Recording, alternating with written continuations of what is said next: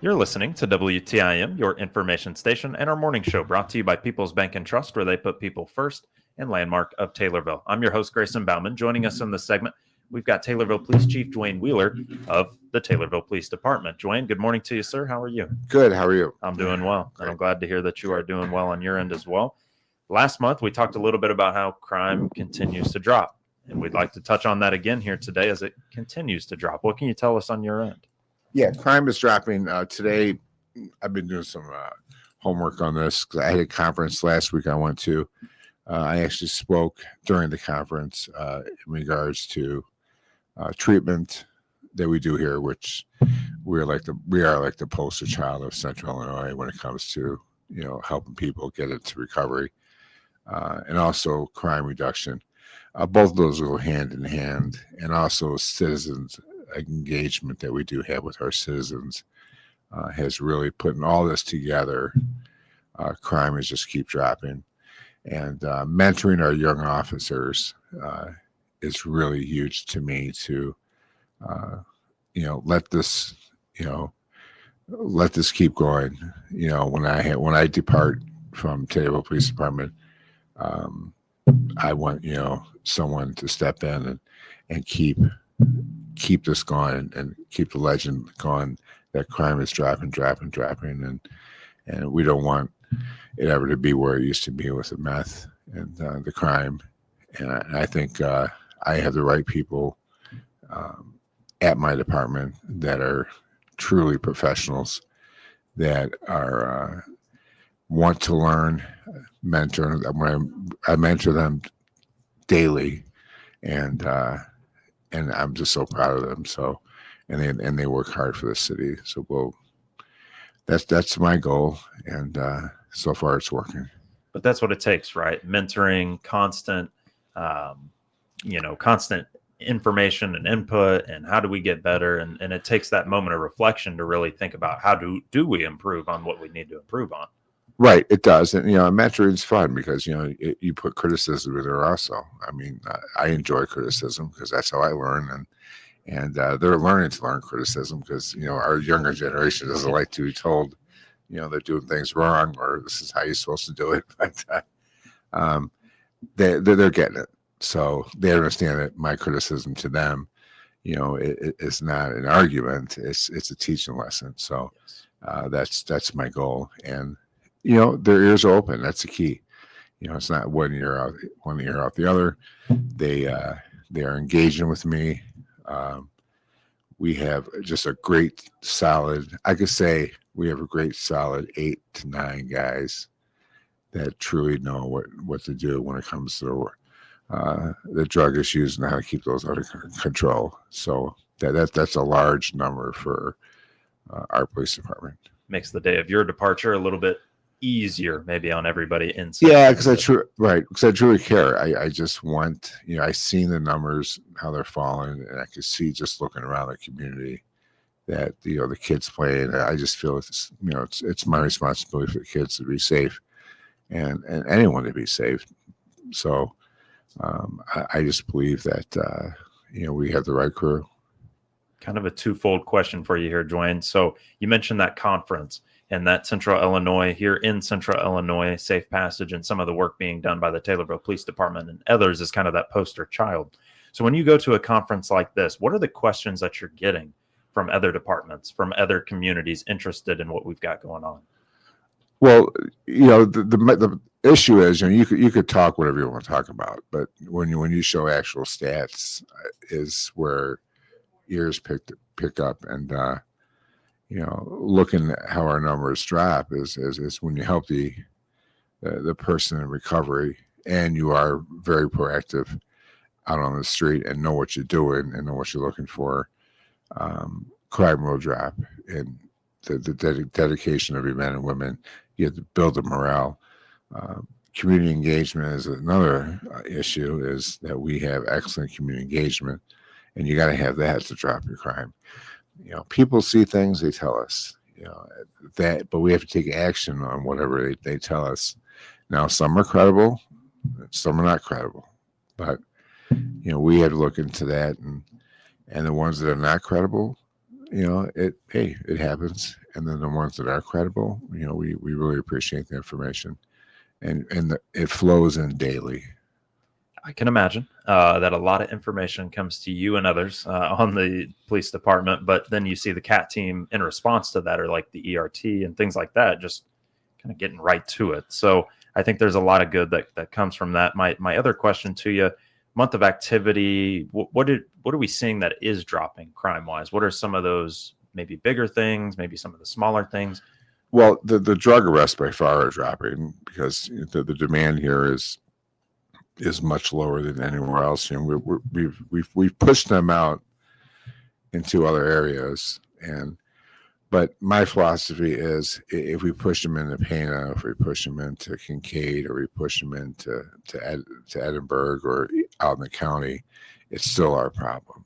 An addict could still drive over there and get that product and bring it back.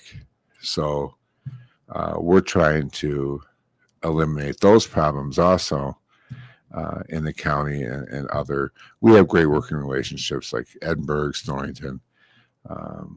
Kincaid doesn't have a police department now, but any department that has officers on staff, jurisdictional wise, we could help them with our CAT team. Out in the county, we don't have jurisdiction. But what we try to do is, and we do is, like with Edinburgh, if they have an issue, we're there, right there for them. Instead of them having 2 officers, they got 7 or 8 that could help with that problem, and we do that. Morrisonville has they're part of the CAT team. Every agency has. We all help each other. We're a team, but it's just, I think looking at our stats and the people that we have been arresting and where they're living at, they're out of Taylorville, but we still have to get after it and go after them if they're even 7-8 miles away. It's just the addicts could still bring their product back here. So we're not just staying here in Taylorville. We are spreading out as much as we can that the law allows us to. Well, and so too will addicts and dealers and things of that nature, and so you have to in a way too, and with you feeling a sense of responsibility for it as well. I'm sure that commitment is appreciated out there. That's kind of a look at crime dropping and the multiple ways of doing so. One of those ways you mentioned community engagement. And so I know you've got a special event coming up, a big one at that. And I'm wondering, anything else you're thinking community engagement wise, getting out there and letting the folks know the relationship is there? Yeah, we have the Halloween Bash coming up, which is one of our biggest events of the year. The kids love it. It takes a lot of planning for that event, which is going on now. We are looking to do something smaller prior to Halloween with the kiddos and on the weekend. So we're it's kind of a secret right now. We're trying to put it together quickly, and we do have some support on that with some stakeholders here in Taylorville. So we want to do something for the kids, and I think this would be nice if we can get it done, and I believe we can. And then right after that will be the Halloween Bash. But getting back real quick on crime reduction, one thing is that is up. It's only up like 4.3% in the last couple of years. Is break-ins. That's something we got to focus on. I might have to adjust the way we patrol out in the stream, and I've been looking at what's been broken into, the times, the locations, like storage lockers and things like that at 2 or 3 in the morning. So I'm putting something together for the troops to start, patrolling these areas. And I've got a pattern of places are being hit, and the places that have been hit are remote. It's hard. You can't see them from the street's view. So we're going to figure a way out to the time now is time. Sometimes you get out of the car and just walk a storage locker. So we got to do what we got to do. So we'll get that number back down. Okay, so break-ins, one of those numbers that are up. Most others Break- obviously having reduced. Yeah, everything else has been reduced. Break-ins have went up a little bit, and we'll get them back down. I have no question about that. We will. Some additional, eyes on those areas. Criticism, right? Hey guys, How do we reduce this? I see. Yeah, I see. yeah. So And they'll listen. They're good. They'll give them some exercise at nighttime. So could be worse, I guess. Yeah. Especially when it comes to everything else dropping, and then when you see that number, and you mentioned 4.3%. While that doesn't sound like a big number, it's still a number you want to go down. Yeah, it is. I just don't like thieves, and I don't like people losing their personal property that they've worked hard for. And it's just something that's got to stop, and it will. But I take that number seriously, because even though all the other numbers look good, you still want all of them down. It's not a perfect world, but and we're not a perfect police department.